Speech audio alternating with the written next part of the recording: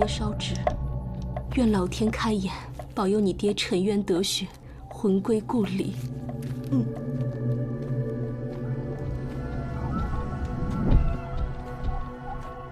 嫂子，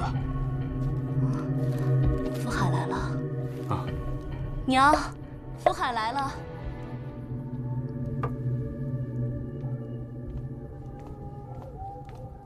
春儿，你福海来了。哦。大娘，我来给匡国烧烛香。好。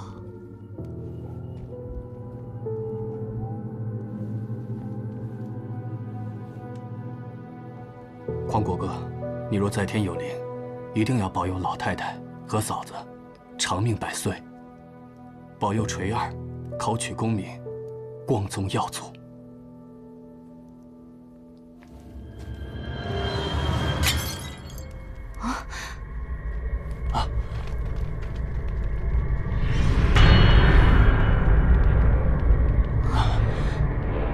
垂儿没事吧？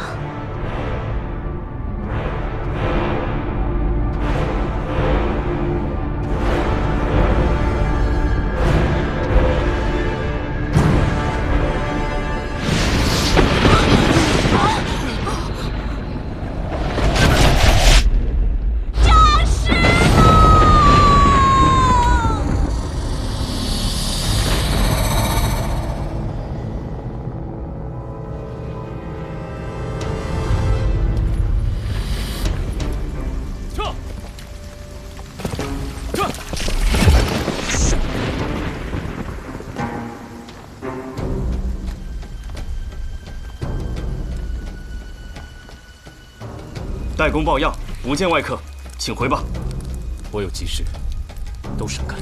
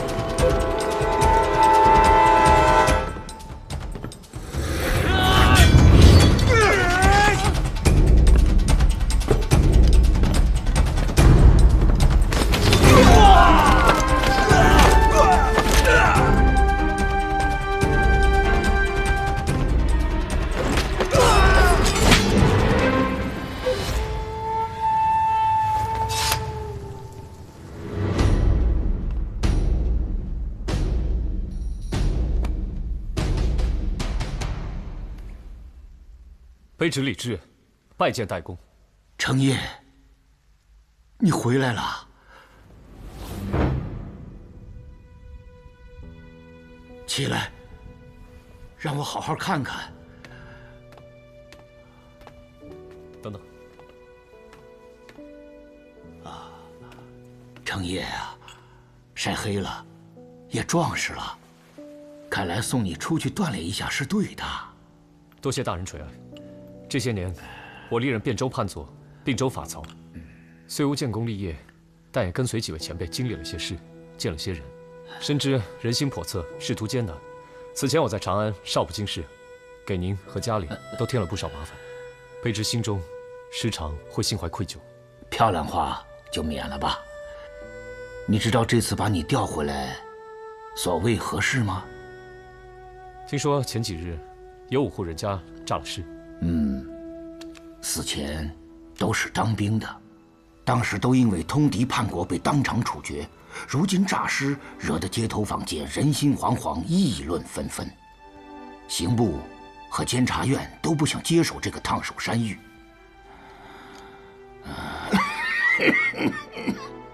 我如今抱病在床，也只好把你临时调回来，组织人手，独立办案。可大理寺高手如云，您为何会选我？此事牵扯到兵部，稍有不慎，粉身碎骨。你在朝中没派系，又算是皇亲国戚，纵观朝野，没人比你更合适办理此案。可是卑职身边只有一个跑腿的。你需要的人，我都写在这里面，能不能为你所用，那就看你的本事了。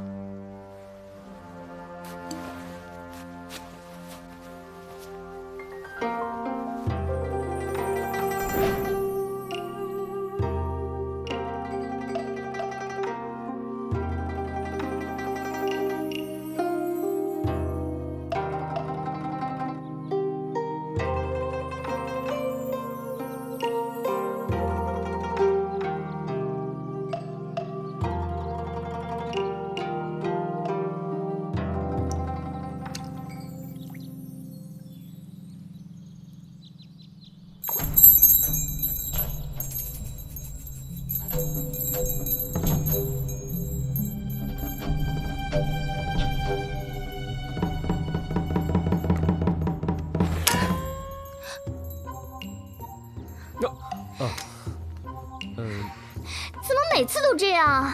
就不能大大方方的走正门吗？呀，胖子，怎么瘦成这样了？为谁笑得人憔悴啊？哼哼，反正不是为了你，你要找我爹啊！我爹在西乡呢，赶紧走，赶紧走，别打扰本小姐写字啊！我不是来找你爹的，我这次是专程来找你的。找我？我想代公之所以选你，是因为你的博闻强记。你自有一目十行，过目不忘。你爹在刑部当侍郎的那几年里，你看过了几乎所有的刑部卷宗。那又怎么样？省得我要亲自去看了。切，真笨。切。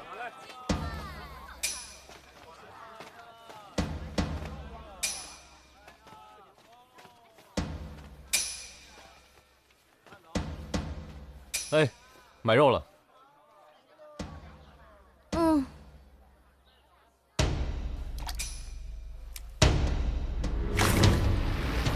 他用的刀怎么跟其他屠夫不一样啊？他用的是双刃柳叶刀，只有2种职业的人会用这种刀：商医、仵作。请问，你要哪部分的肉？肋排3两，脆骨3两，里脊3两，必须要骨肉分离。这刀法就算庖丁在世，也不过如此了吧？谭双叶，你怎么知道我的名字？你谭家从前朝开始9代仵作，系以精湛名震朝野。你爹被卷入谋反案，发配充军，你沦为屠夫，终生不得入朝当差。我说的可是事实。来者何人？我姓李，名志，字承业。这位复姓上官名子苏，我们是大理寺官差，想请你出山，担当仵作。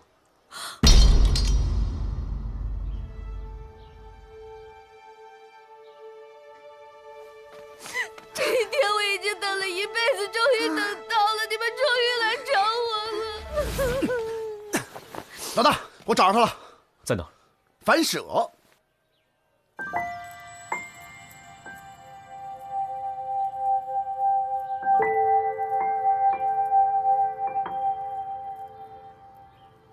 老大，这位是谭双叶。上官子苏姑娘，你好。我老大走提起你。是吗？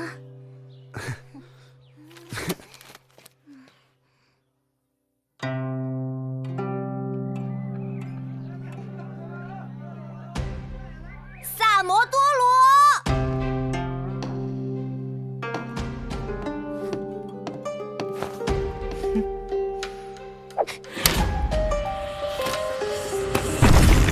你想死？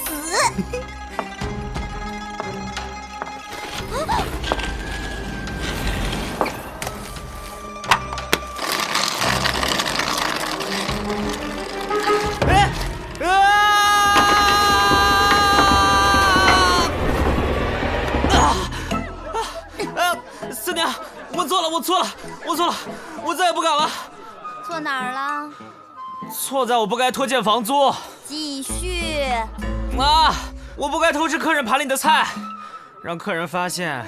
一盆鱼头豆腐从厨房到饭桌一共30步，你给人吃的只剩下2块豆腐，连汤都不剩，你倒是给人留一块鱼骨头啊！我那不是怕把客人给扎着吗？就是他。对，就是他。知错就好，好好反省吧啊！哎，四娘，别走啊！救命啊！啊！还好接住了。多谢官爷救命之恩。小人复姓萨摩，名多罗。你是西域人？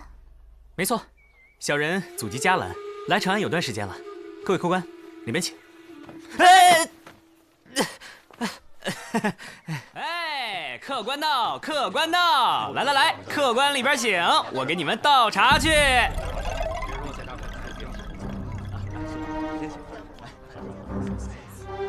四娘，他不是冲咱们来的吗？抓也抓不到咱那儿，我们都从良了。再说了，他们现在抓人也得有点证据吧？要是真逼急了，我弄死他！我。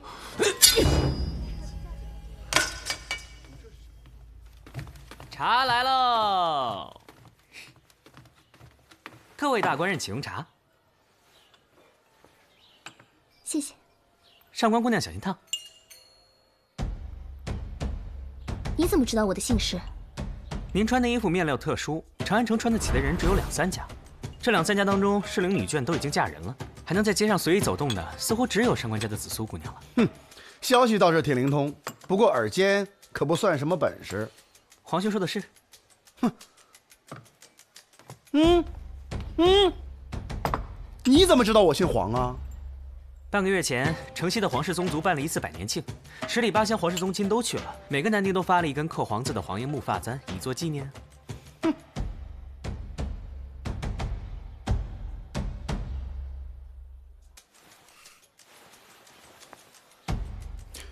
我簪子呢？在这里。我一时好奇，就拔下来看看。不好意思啊。手还挺快，做贼没问题，干正事儿，哼，不行。照你这么说的话，你更适合做个屠夫，而不是仵作。哎不，你这个又是怎么看出来的呢？他裙角和鞋帮都泛着油光，腰间和颈部有勒痕，从位置判断应该是屠夫系的那种围裙。寻常屠夫虎口才有茧，而他食指外侧和拇指内侧有茧，只有常年使用柳叶刀的人才会在这种位置有茧。那就只剩下2种职业：商医、仵作。你怎么知道我是仵作，而非商医？你身上有防腐膏的味道，商医要防腐膏干嘛？这位妹妹姓谭吧？我跟你的父亲有过数面之缘，非常敬佩他的技艺。眼力、见识、分析能力都还不错。那我现在只想知道，你之前作为顾问，为大理寺也断过不少案子，为什么会被驱逐呢？各位官人，请慢用。你但说无妨，既往不咎。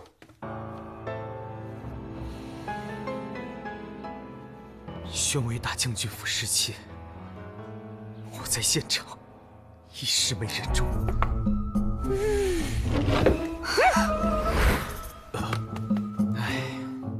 谁知道那是大将军凯旋归来，皇上御赐的点心啊！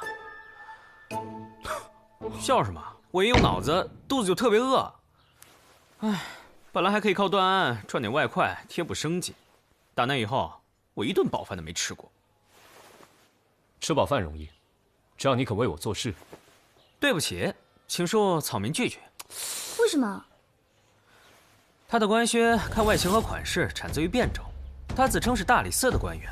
可是他的腰扣是并州的，也就是说他是从外省调来长安办案的。当下只有诈尸案才会允许这种情况的发生。事关兵部、三司都觉得是烫手山芋，想往外推。我一介草民干嘛往这种事情里扯啊？所以我还想多活2天。开个价吧。哎，钱我很喜欢，但我更想好好活着。500文，痛快。感谢各位官人的抬爱，小人笑纳喽。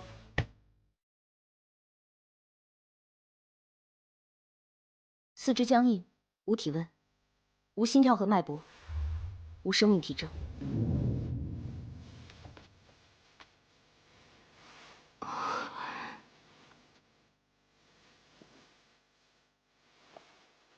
衣服料子不错，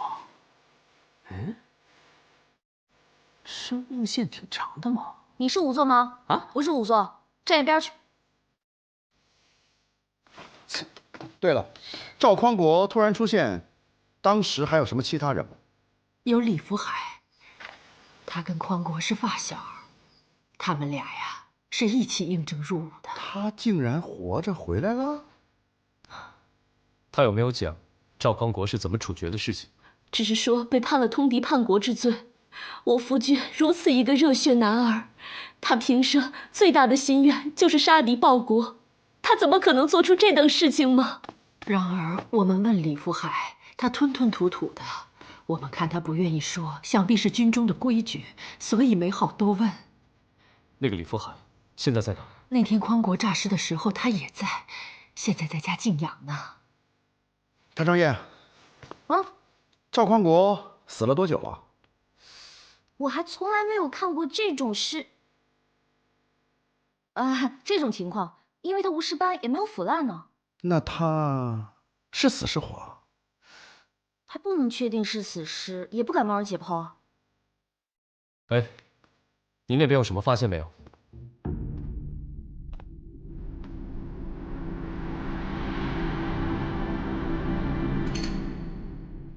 完全没有。哎，还钱！既然如此，我们去找李福海吧，看他那边有没有线索。好。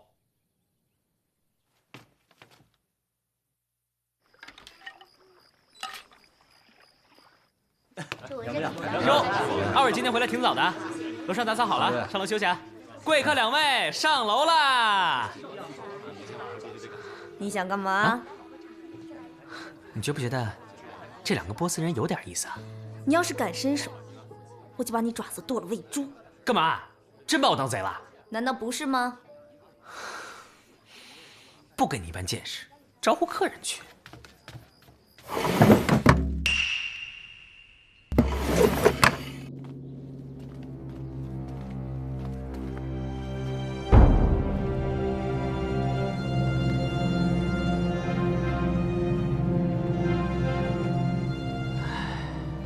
福海可怜呐，好好一个大活人，忽然受了惊吓，几天功夫就没了。老天爷真是不开眼呐！是啊。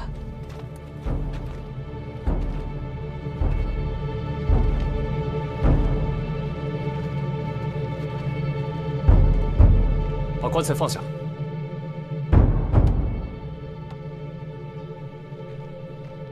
我们是大理寺的，李夫人，尸体下葬前，我们要开棺验尸。开棺凭什么开棺？不行，不能开棺啊！不能让他开啊！开棺！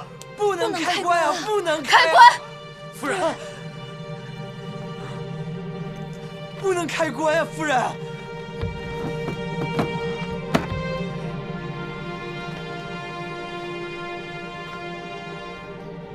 这尸体有些蹊跷啊。怎么说？需要带回去解剖才知道。验尸！官人，万不可！凭什么验尸？让我如何下葬？官人，出去！不行，不行，不行！你给我想办法验尸吧！我求求你了，我求求你了！走，快走，出去！快走！走啊！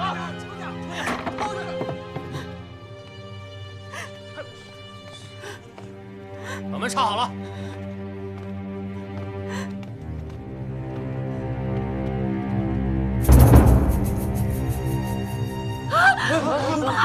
这老爷呢？人呢？人呢？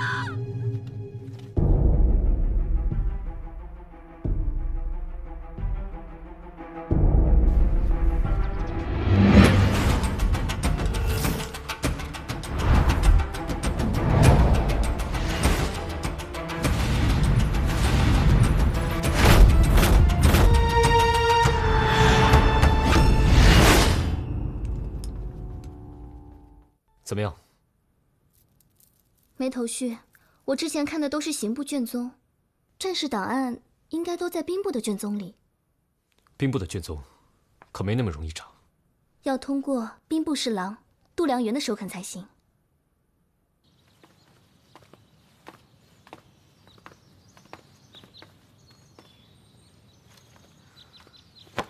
喂，干嘛去？啊，要不你自己先去，我在这等你。把钱还我。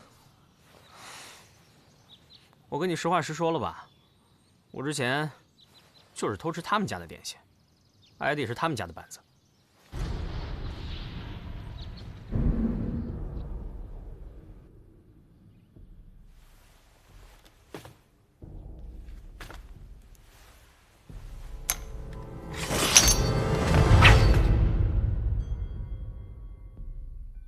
进去吧，有事我担着。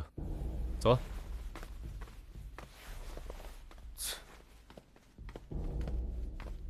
这度良元正是之前大胜突厥的宣威大将军，大捷之后清除边患，回京后官拜兵部侍郎，现在是朝中至上可热的红人。在下大理寺李治，求见杜侍郎。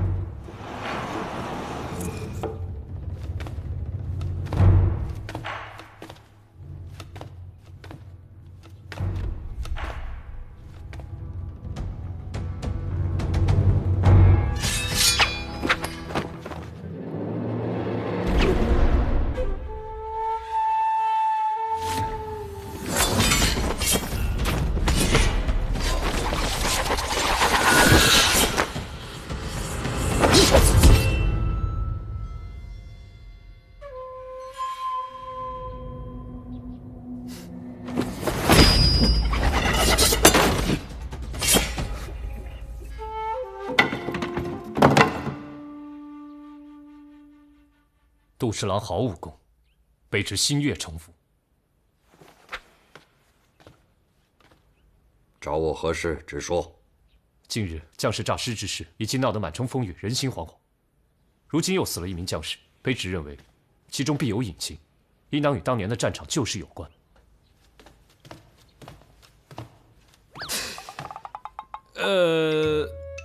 还请杜侍郎允许我们查一下兵部的卷宗。事关民心，还请杜侍郎多加配合。好，稍后我便手书一封信，你们带去兵部，便可畅通无阻。多谢杜侍郎成全。主人，卵石已经烧热，随时可以汗蒸了。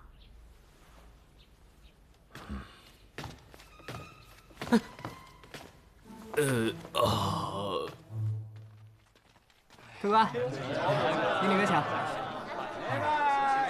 慢走啊！三国多罗来了。哎，好，拿好。四娘，我错了，我错了，我错了。错哪儿了？不知道。那你瞎认什么错啊？不认错不被你活活打死。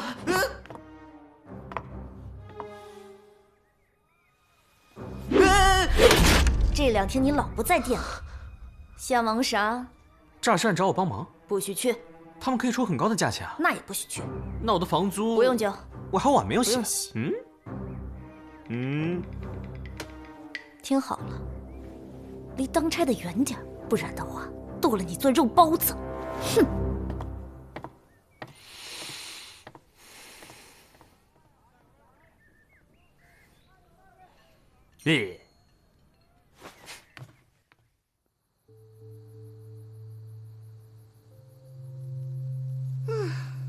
没想到兵部的卷宗浩如烟海，如此难查。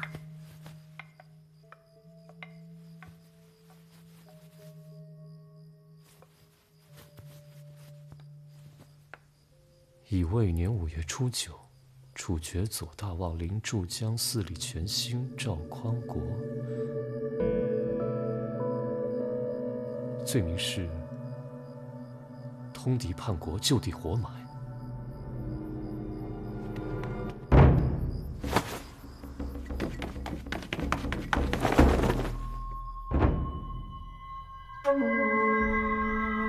李福海的死因已查明，此人并非神思不蜀而亡，而是死于他伤。致命伤在这里。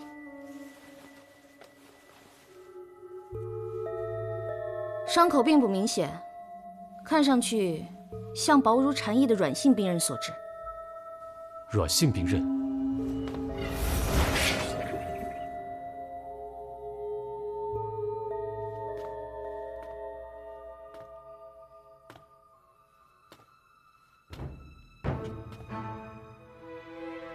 杜侍郎，当年赵匡国等人背叛通敌叛国，究竟有何隐情，能让堂堂兵部侍郎亲手杀人？李福海是死于薄如蝉翼的软性兵刃，这不正是您杜侍郎的独门兵刃吗？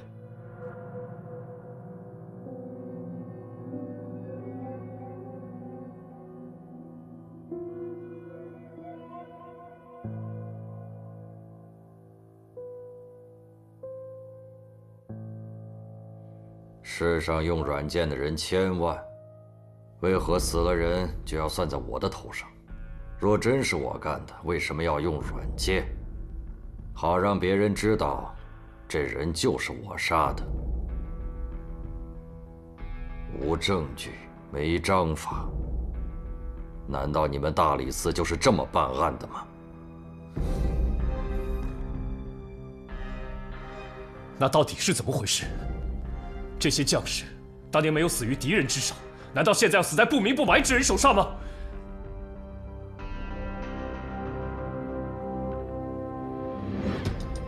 当年，我军扎营黄沙帐，我们的马匹突然中毒身亡。经查，发现上游有一个波斯商队在水中下毒。他们此行的目的，正是长安。事关大唐之安危，我派兵前去交涉，想收缴毒药，驱逐商队。此时李福海来报，那赵匡国为了钱财，竟与波斯人勾结，试图毒杀我军将士。我当即下令截杀波斯商队。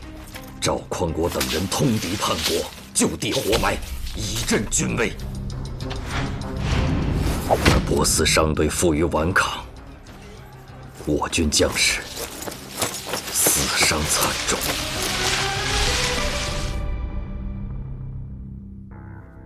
这就是你要的隐情。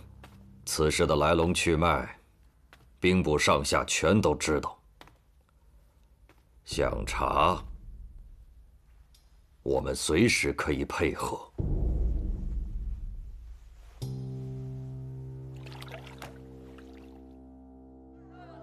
看一看，看一看了啊！哎，走过路过别错过了啊！辟邪神器，大吉大利，财小人了啊！镇宅宝物，来，干什么呢，萨摩？啊？人家都在讨论诈尸冤情的事情，你怎么还有心情在这坑人呢？我借个风声卖个东西，要啥心情？随便你。现在人们都在传当年的杜将军，现在的兵部杜十郎，为了一己私利，陷害赵匡国等将士。现在冤情重现，他们要杀人灭口啊！哎，大哥看看，哎，你听我说，开我光呢，开我光呢！哎，你这个可是我的镇摊之宝，价钱好商量。哪来的？问你呢，哪儿来的？求我呀！哎，我就哪来的？这个从2个波斯毛贼那儿弄来的。普通人走路双臂微晃，以保持身体平衡，而那2人脚尖微颠，身形僵硬，这是常年走夜路形成的习惯。第一次见面就觉得他们形迹可疑。那天趁他们出门，我潜入房间四处搜了一遍，发现了这个小瓶子，味道刺鼻，必有剧毒。他们回来的时候，喂，二位回来了，我再帮你们打扫房间。不用了，早点休息啊！这枚戒指还没来得及摘。看我干嘛？纯属意外，这个不算是我偷的。原来你在这儿，我找了你半天。怎么了？我本来打算将茶燕的尸体下葬，却在伤口处发现了一丝乌青。这是一种罕见的毒药，药性缓慢，不易被发现。死者应该是先中毒，刀是后来补的。此人如此精心布局，难道就是为了嫁祸给度良缘？哼，终于反应过来了。难道是波斯人回来复仇？度良缘因为波斯人私藏毒药而屠杀了整个商队，有幸逃脱的人很有可能回来复仇。他们用软刃来嫁祸度良缘，又通过士兵诈尸来造成度良缘杀害下属的假象，最后再杀了度良缘，使之看起来像畏罪自杀。多么完美的复仇计划！三炮，你赶紧通知杜十郎，最近一定要严加防范，万事留心。好。所以现在只要证明2个波斯人手中的毒药跟死者身上的一致，我们就证据确凿了。大理寺办案，闲杂人等尽速回避。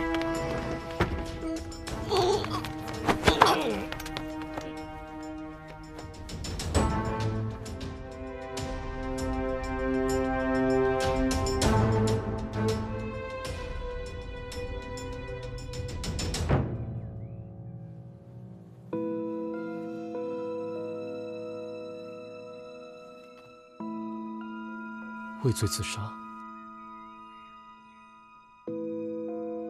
这么快就结案了。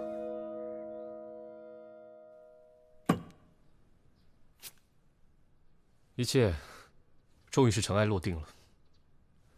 双叶也查出来了，那几个诈尸的人其实是中了一种特殊的迷药，是由脑阳花、草乌、川乌、乳香没药等磨成极细的粉末，再加上热酒调服，可以把人的生命体征降到最低。想来是从屠杀中逃脱的波斯人，把这些活埋的将士救起来，弄得人不像人，鬼不像鬼，逃回中原，假装诈尸还魂的假象。把这个呈词送到将军那里，这个案子就算结了。好嘞。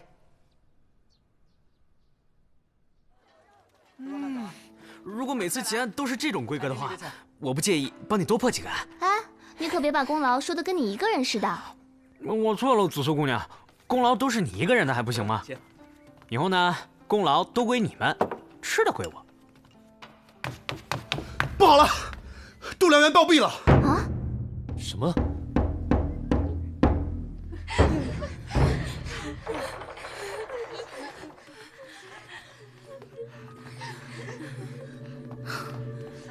跟之前死的那2个人一样，中的是一种毒，只是剂量增加了很多倍。把人给我带回去，我要好好的查验查验。什么？带回去？不可呀！我家主人那可是立下过赫赫战功的呀，你们不能对他的尸身这般糟蹋呀！罢了。近日可有发生什么不同寻常的事情吗？有，确有一事。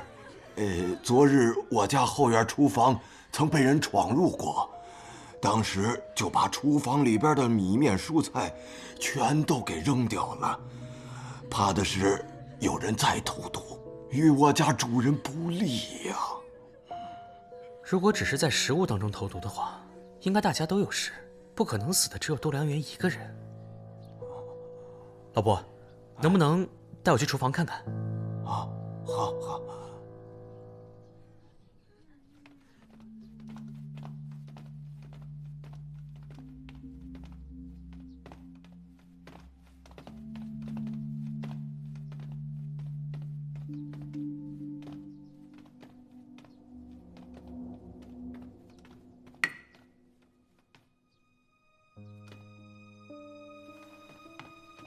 杜侍郎，你怎么就这么去了呀？杜侍郎，你标兵千古，功在千秋啊！孙志伟打别闹了，你这一去，不好意思，让朝廷怎么办？皇上怎么办啊？装活人简单，装死人也容易。装不活不死的人就难了。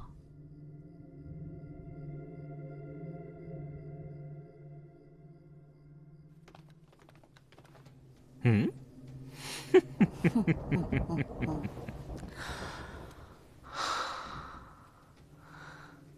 等等，你知道人身上哪部分最柔软吗？哪里？眼睛。可是他闭着眼呢。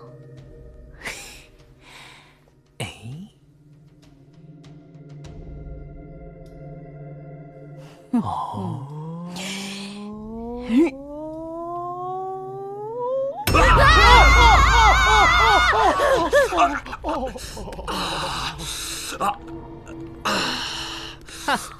终于肯醒了。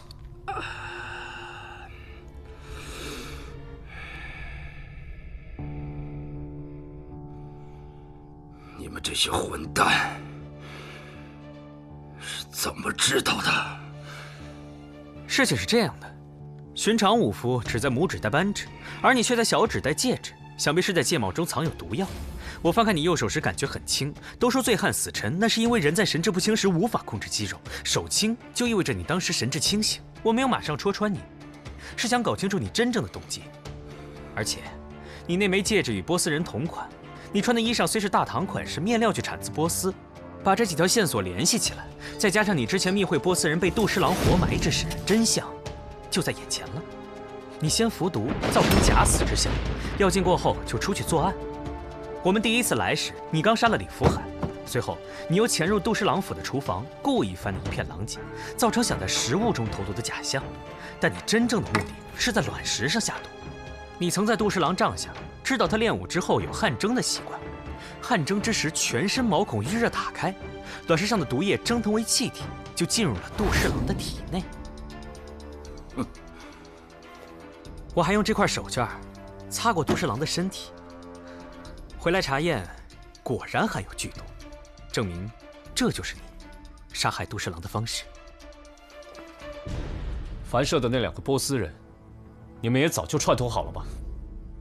没错，当日我们被活埋，还有一息尚存，就是他们救了我们。当时我心里就想，一定要回来找度量元报仇。当年明明是你贪恋财富，通敌叛国，你有什么可复仇的？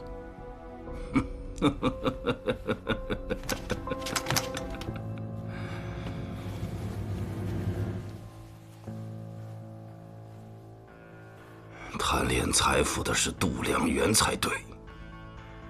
有一支波斯商队在我们营地附近经过，度量元准备觊觎他们的财，就准备将之截杀。可事出无名，只得下毒毒死自己的几匹军马。栽赃是波斯人所为，要我们前去暗杀细节。波斯人毒杀我战马，截杀波斯商队。是。军令不可违。我心下不忍，告知了真相，让波斯商队把财宝都留给度量元，尽速逃命。没想到我们却被误以为与波斯人合谋，当场被擒。我们几个人有口难辩，又是唯独几个知道毒杀战马的人。度量元当借此机会给我们一个通敌叛国的罪名，将我们活埋。度量元丧心病狂，对波斯商队大肆杀戮。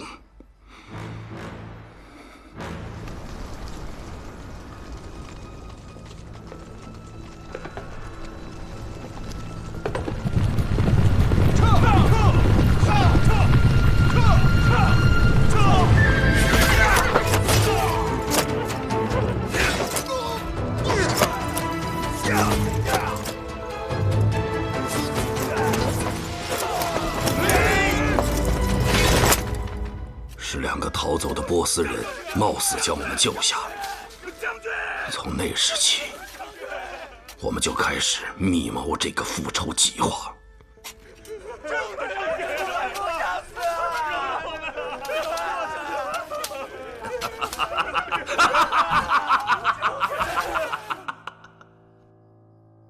你的境遇，我深表同情，但法大过天。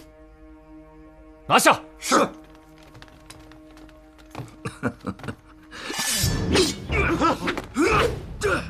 闪开！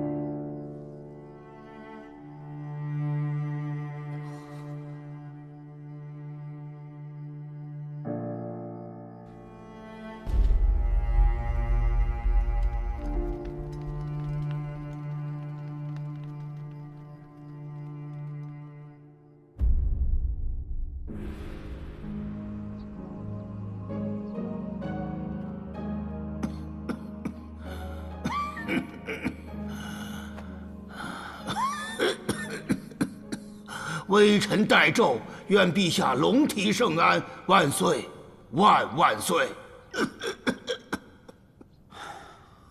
别演了，再演下去，你信不信朕治你个欺君之罪啊？陛下圣明。对了，案子破了吗？有关人犯都认罪伏法了。那小子的伤势如何？伤势无大碍，休息一阵，就能启程回汴州了。还是让他留下吧。这次他破案有功，朕让他接任大理寺少卿。微臣替李治谢主隆恩。再怎么说，也是建成的亲生血脉。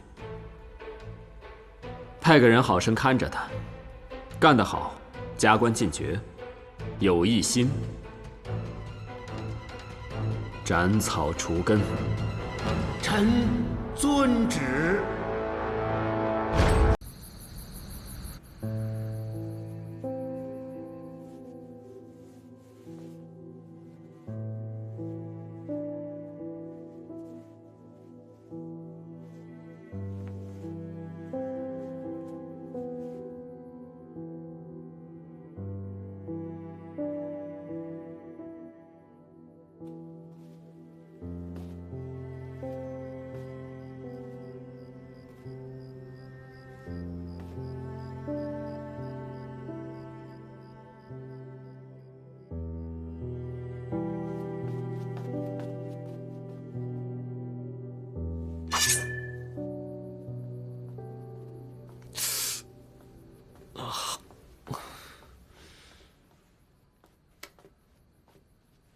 你来干嘛？我爹听说你受伤了，专程给你送鹤顶红来，祝你早死早超生。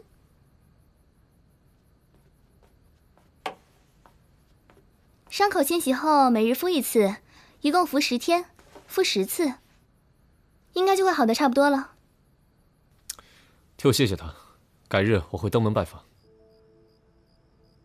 对了，我可警告你，下次不准再干这种事情，我可不想再给你送一次药。如果我不挡的话，萨摩就没命了。那你傻呀？那你不也会没命吗？生死有命，富贵在天，更何况我已经答应那家伙要罩着他。男子汉大丈夫，说话得算数吧。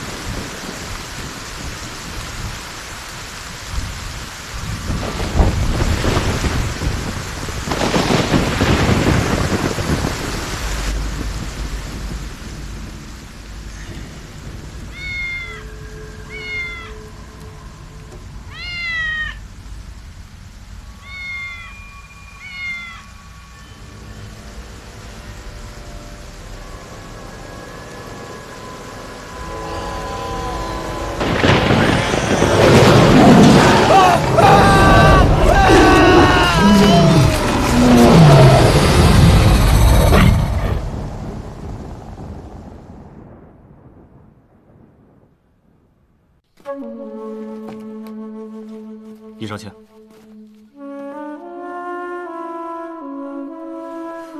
哎呦，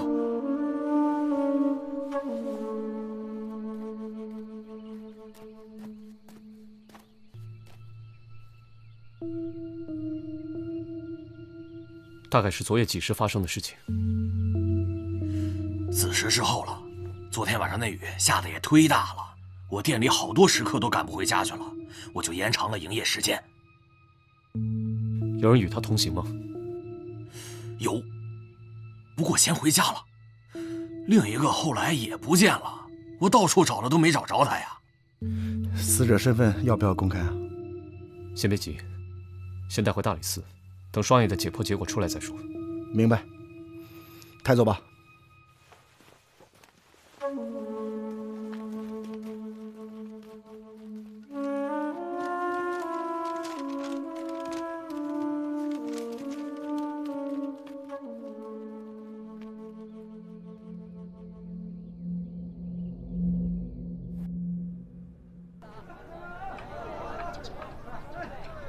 萨摩，哎，上菜，来啦！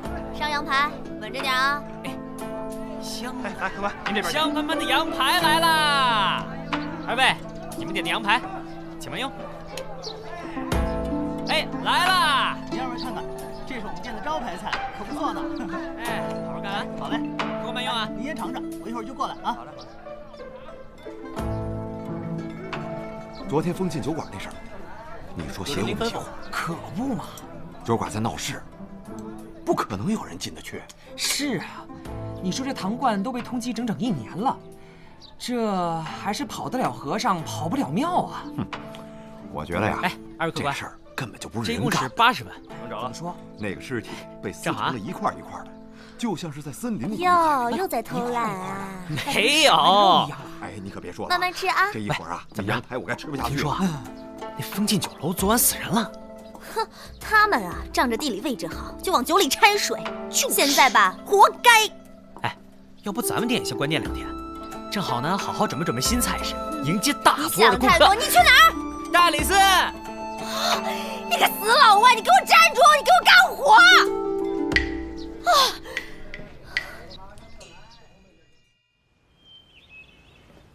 来，双叶，你能不能不让人家慧慧乱跑啊？哎，你东西能不能不乱摆？你怎么不摆城墙上去啊？你。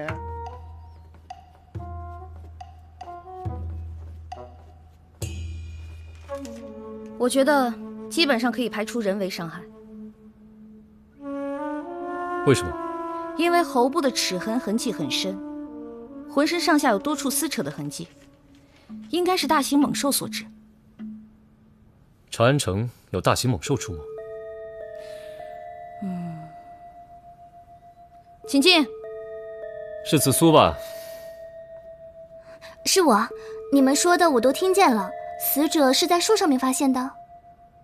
没错。我听说豹子会将死去的猎物藏在树上。豹子？不，老大，离长安城最近的山林在西北方向，要不我去打探一下？好，你去备车。初步判定，死者是死于意外，通缉犯的身份可以公诸于众。好，我知道了。哟，李少卿，这么容易就下定论了？哟，不请自来嘛。这么诡异的案子，我如果不出一臂之力的话，怕你们玩不转。报个价吧。这次免费，你之前替我挡了一刀，算还你个人情，咱们两清了。来，当心点儿。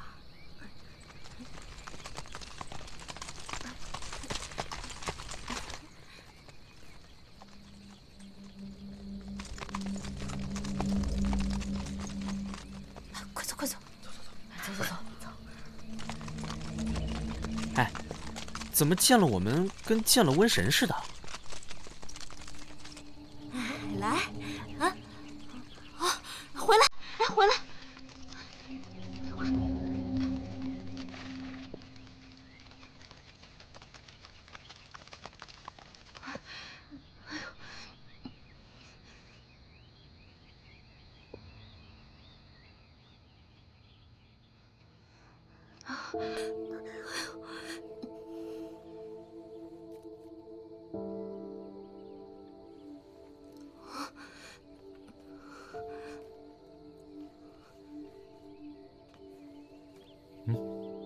来。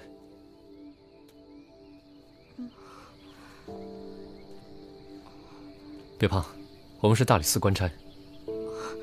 谢谢。这里发生了什么事啊？官人，您不知道吗？昨天长安城里死了人。我们就是为调查此事而来。官人，您可千万要救救我们呀！我们什么亏心事都没做呀。此话怎讲？这怪兽常年都在山林里，10年前出现过一次，后来就再也没有人见过。这次却直接进了长安城，一定是有人得罪了他，才会惨遭杀害，真是太可怕了。10年前有人被杀吗？有，死状跟那个人一模一样。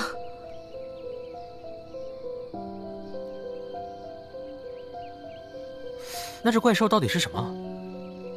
具体是什么我也不知道啊，只听过一些传闻，传闻说是只黑豹，可是我听说所有见过它的人全都死了。这都是没有根据的胡说。长安城里怎么可能会有黑豹？小朋友，来。谢谢啊，谢谢，谢谢。来，走了，走。要我说，一定就是山上的野兽下来捕猎，刚好遇到了县城的猎物。野兽可以是山里来的，但它不一定是自己来，而是有人带过来的。你怎么知道？有现成的掩人耳目的先例，干嘛不直接利用？回家。什么？哎，还没进村呢就回家？这里已经问到了有效的线索，再待下去只会混淆视听。走吧。走吧。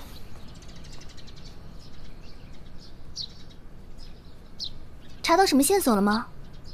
子苏，礼部尚书刘渊、吴萨将军，还有那姓方的商人，这3个人帮我查一下。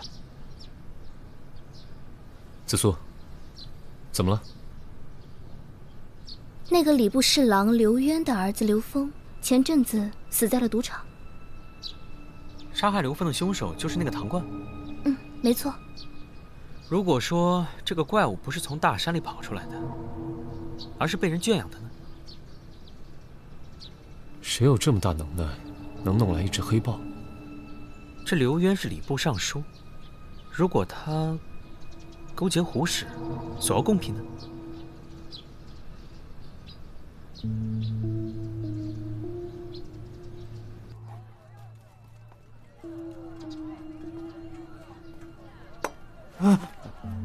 大理寺查，我问你啊，这2天有没有什么大型的马车经过？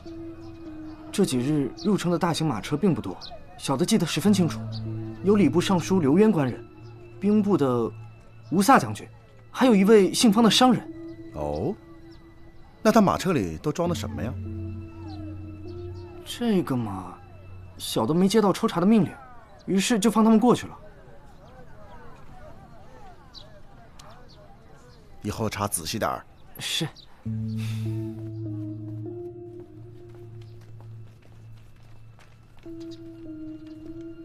对不起啊，2位，我家主人染了风寒，如果没有提前预约的话，恐怕今天不能会面。你就说大理寺李治有事要找他，耽误不了多久。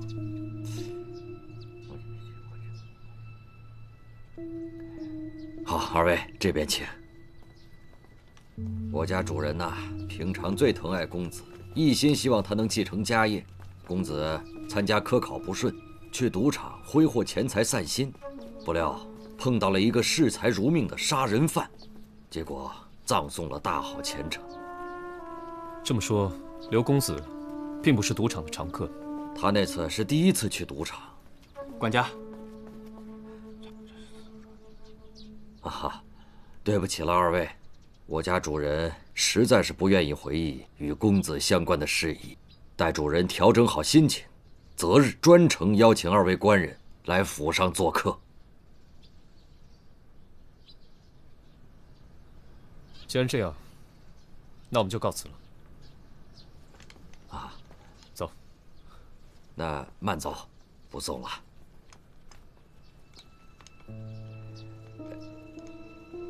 请。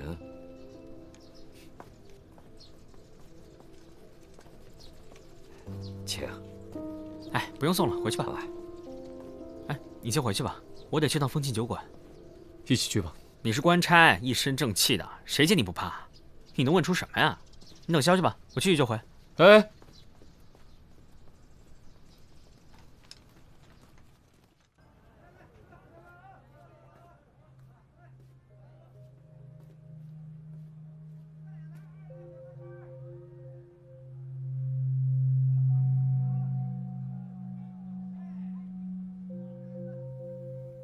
老板，来一坛黄酒。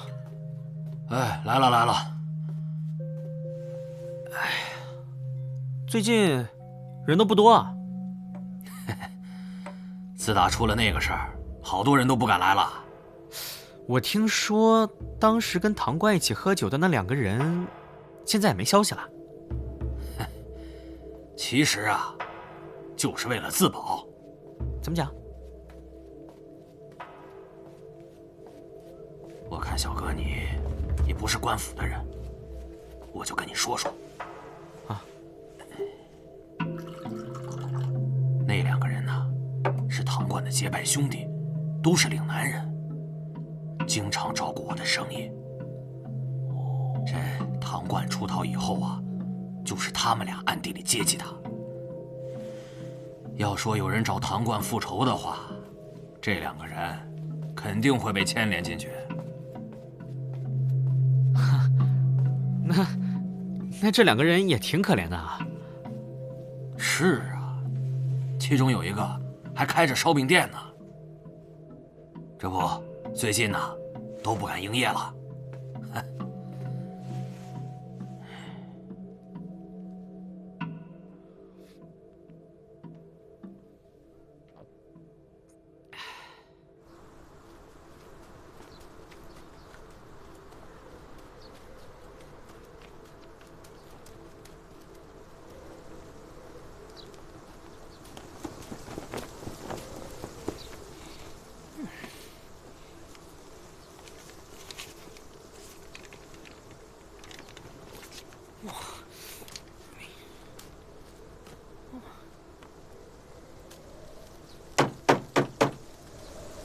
有人吗？有人吗？有人吗？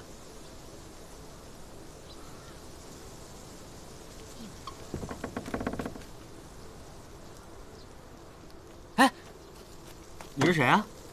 你是苏老板吧？我是啊。啊，那个我大理寺的。我们老板不在家，你走吧。哎，就想随便跟你聊聊。你怎么听不懂话呀？苏老板不在家。不是。哎，那你能不能给我说一下城里的地址啊？你不是官差吗？自己查去。什么呀？什么态度？啊啊！等啊啊啊！倒霉死了！哼！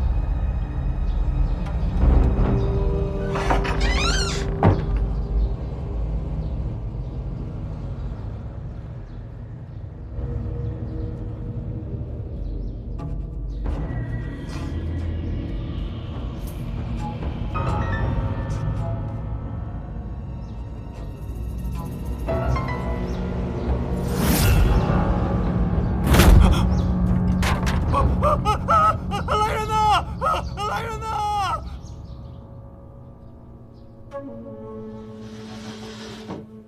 死者陈礼，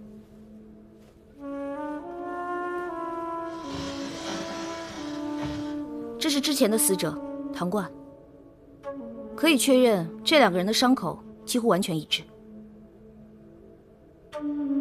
两起案子的现场情形也基本相同，应该是同一凶手所为。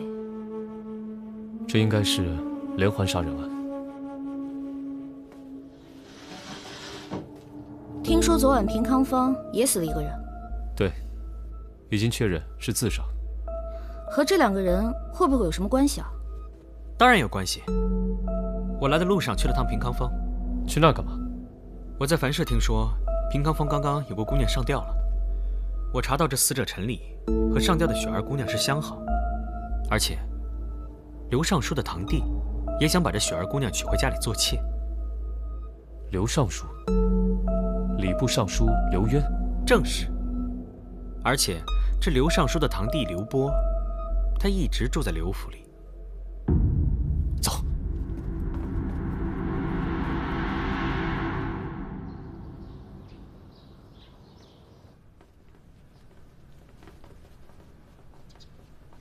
这是我的堂弟刘波，近日来到长安城做生意。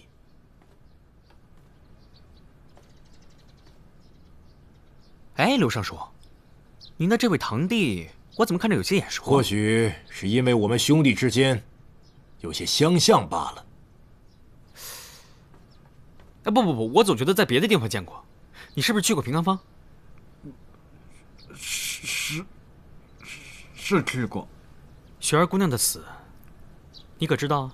有耳闻。别装了，想要为雪儿赎身，纳她为妾的人，就是你吧？不，这就是他，那又怎样？你们如此无礼，如此咄咄逼人，你们到底想干什么？之前唐冠一案与此次平康坊风波，恐怕都与你刘府有密切的关系。刘尚书，你应该知道，朝廷重臣犯案是什么后果。我刘渊向来光明磊落，做了就是做了，没有就是没有。那刘尚书能不能说明一下，近几日从城外进来的大型马车之中都装了些什么？哼，我这没有必要告诉你吧。还有，那间房间里又有什么？是府上堆放杂物用的。哦，那全府上下只有那个房间上了锁，难道是怕什么东西跑出来？一派胡言！老大，确实在上锁的房间发现了豹子，但不是黑色的，跟他一样是个病号。哎，不对啊，你这看着身子骨挺硬朗的呀。你是什么人，竟敢私闯我的府邸？什么人？这还不够明显吗？刘尚书，证据确凿，你还有什么要说的？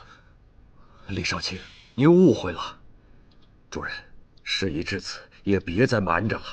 我家主人风寒缠身，终日被病痛所折磨。偶然间听高人说，爆骨入药可以治疗筋骨疼痛、风寒湿痹，便利用职务之便所得病豹一只，圈养在家中后院。这府上所有人都能做成。这病豹从未走出刘府半步，更不用说杀人了。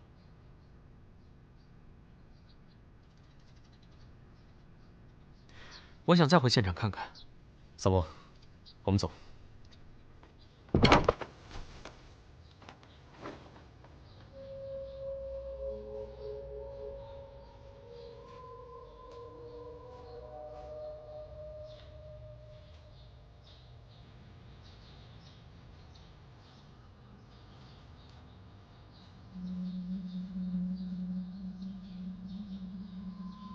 三莫，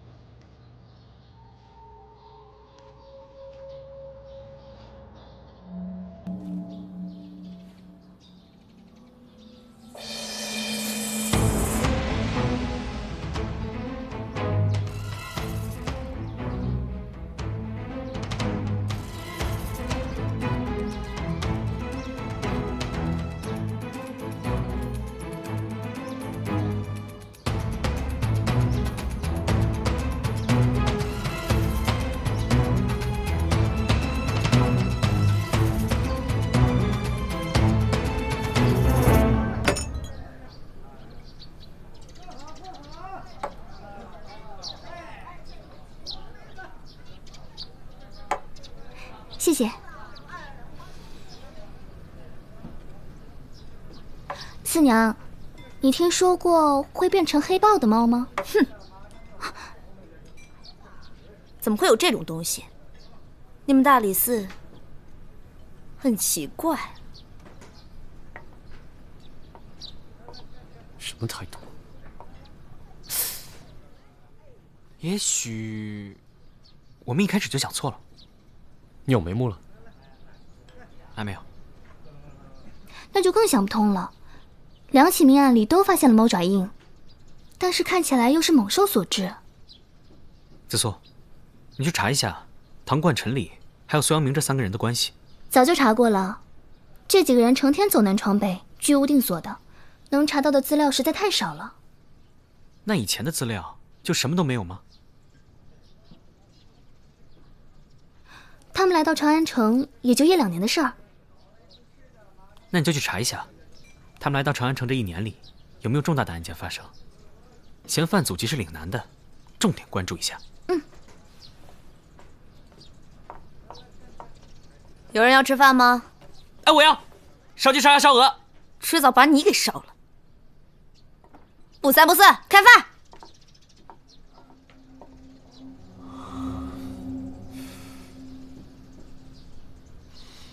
你怎么了？不是，3炮怎么没来？我让他悄悄溜到刘家，看看有什么线索。不对，刘尚书应该跟此案无关。过来。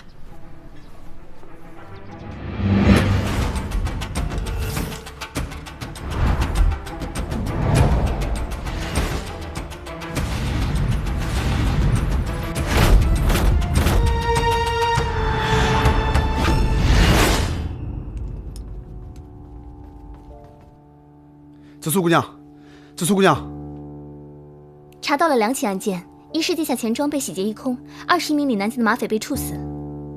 马匪？什么来头？当时有一个马匪集团，经常在官道上流动作案。那个官道在哪里啊？就在城南，通往山区的那边。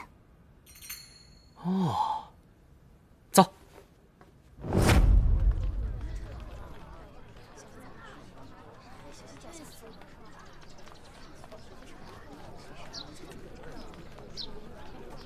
大爷，跟您打听个事儿。好，这儿前2年是不是有几个马匪老抢人钱财？马匪？没有没有，我们这儿安全着呢。倒是前2年啊，我家人进山，让黑豹给吃了。黑豹？啊，吃了好多人呢，这尸体都在这里呢，头都不见了。哎呀，行了行了行了。老爷子年纪大了，别听他胡说。你们这边有黑豹出现吗？是死了些人，但都不是我们这儿的，好像都是些商人啊，还有当官的。我觉得呀，就是钱来的不干净。不是人为的？谁知道呢？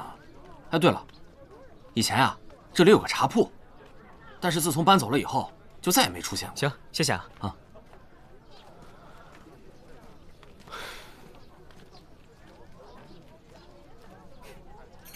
我知道怎么回事了，怎么办？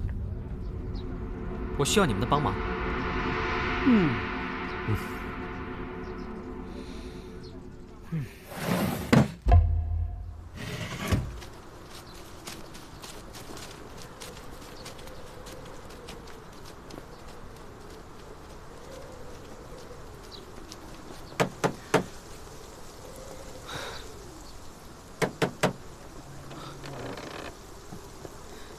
对不起，我们已经停止营业了，麻烦你请回吧。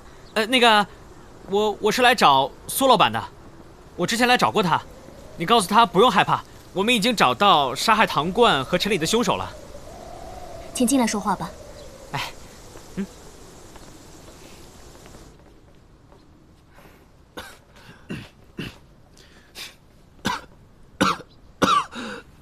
哟，苏老板这是怎么了？2位朋友相继遇害，对他打击太大了。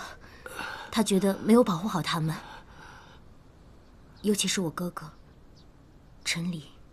原来陈李是你哥哥，那你们现在准备怎么办？长安城里痛苦的回忆已经太多了，想回老家重新再开店。云溪，快给客人们倒茶。哎，好。3位官人，坐吧。我刚听说，凶手找到了。是。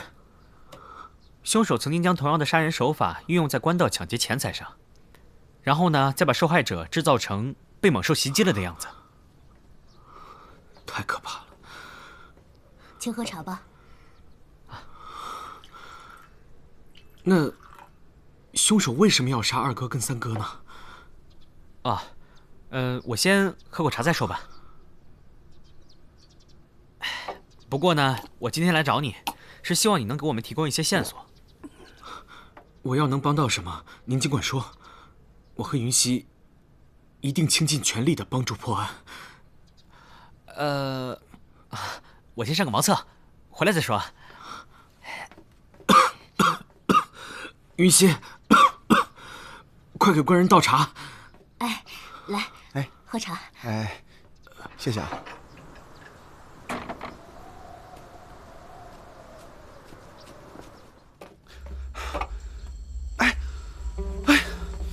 你哎呀，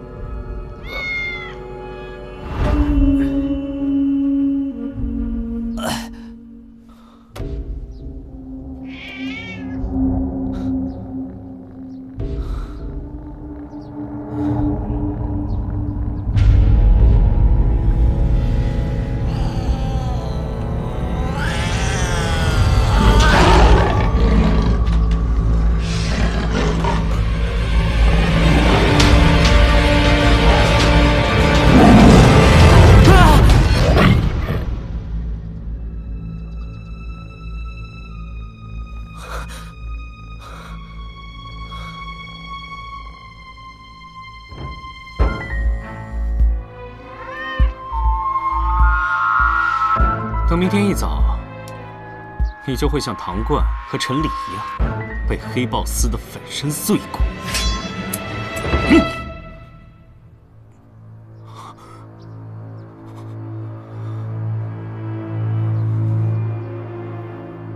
萨摩说的没错，真凶果然是你。不可能！我明明看你们几个都喝下去了。哼，江湖伎俩。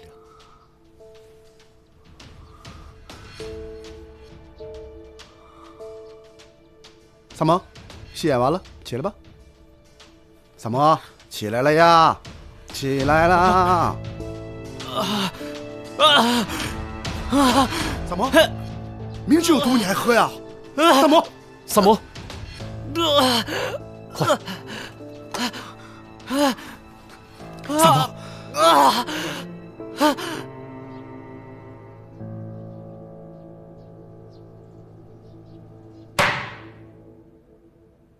苏阳明，你可知罪？我无罪，我做的都是理所应当之事。那就让萨摩一条条的来问你。喵。你和唐冠还有陈礼3个人，于2年前来到长安，跟着马匪做起了黑店生意。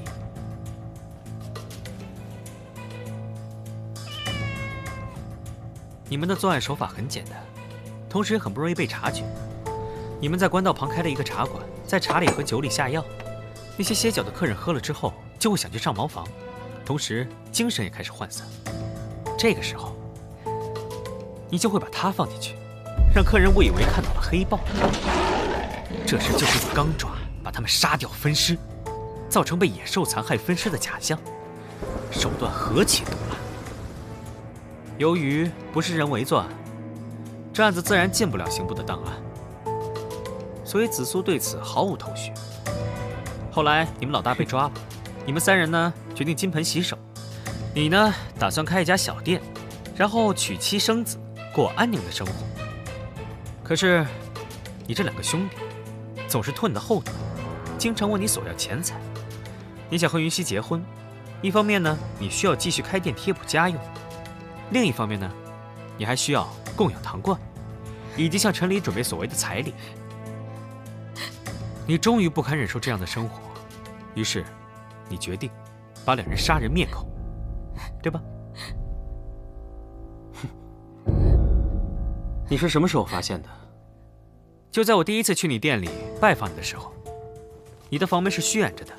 当时我就很纳闷，传闻唐冠是被仇家所杀，他出事后，你作为兄弟不藏不躲，不关房门，可见你根本就不怕有人来寻仇。其二，我自报家门，你却把官差挡在门外，这哪里是寻常百姓所为？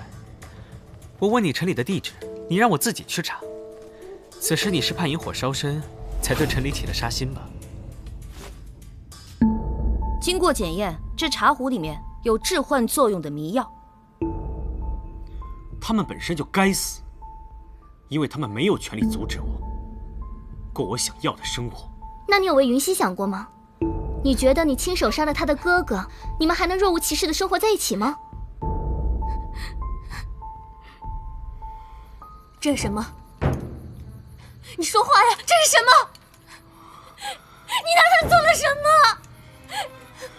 你说话呀！你说话呀，阿明哥，你说话！别喝了！你别闹了！要是没你哥，怎么能变成现在这样吗？云溪，我做这一切都是为了你肚子里的孩子。放开我！我不希望咱们的孩子一生下来就被人瞧不起啊！可是他再怎么不对，他还是我哥呀！云溪，云溪，放开我！这是咱们辛辛苦苦挣的钱，干嘛让你哥拿去妓院花呀？他可以喜欢自己的姑娘，但是他不能花咱们的钱呢。他知道这是从自己亲妹妹身上剥削吗？那你也不能杀了他吧？你怎么能狠心做出这种事情？你怎么能这样？你怎么能这样？哥哥不见了之后，我隐约有感觉，但是我不敢想，阿明哥竟然敢做出这样的事情。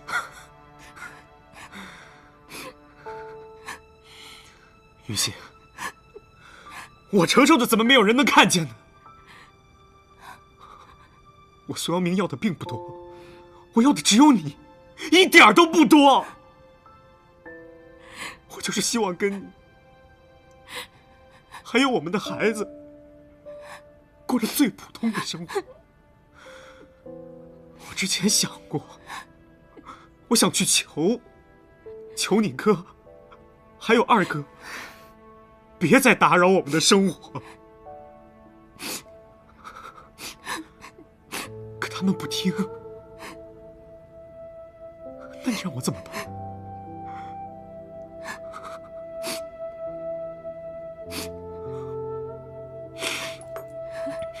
苏阳明，你可知罪？我没有罪，我自己做过的事，我从来都不后悔。来人，押下去，关进大牢，择日审判。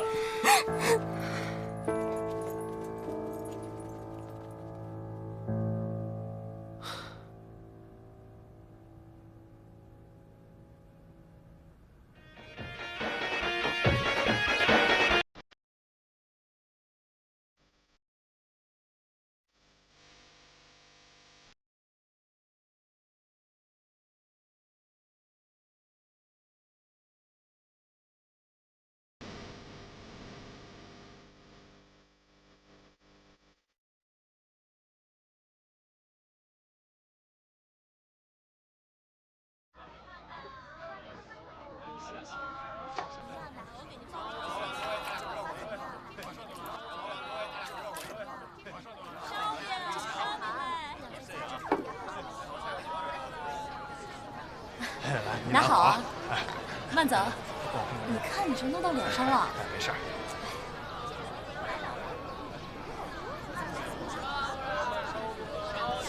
干什么呢？少年怀春啊！怀你个头啊！我的眼中只有烧鸡，没有人。哎，干活！哎，听说他又救了你一次。这次不算，这次呢是我故意安排的。值得吗？不就是个案子吗？值得服毒吗？命没了怎么办？什么重要啊？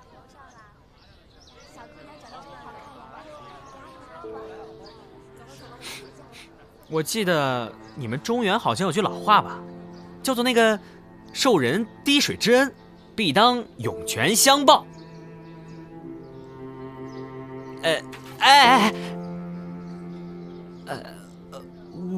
我真的不是故意的。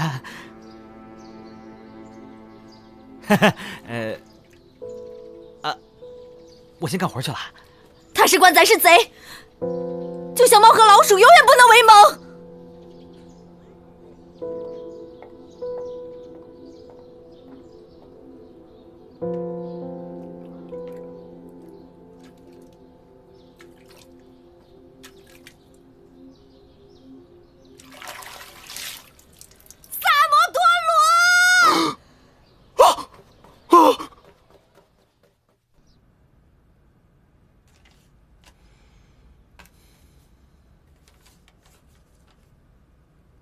哼，这效率还挺高，这才几天呢，已经破了2起大案。